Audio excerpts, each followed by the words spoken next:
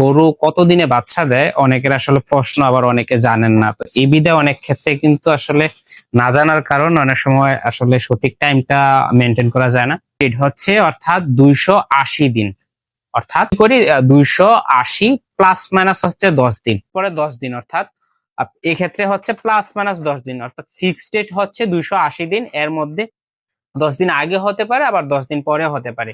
তো এই ক্ষেত্রে অনেক ক্ষেত্রে পারে। তো অবশ্যই সবাই মনে রাখবেন যে গরু বাচ্চা দেওয়ার ফিক্সড ডেট হচ্ছে 280 দিন। এক্ষেত্রে প্লাস মাইনাস 10 দিন হতে পারে।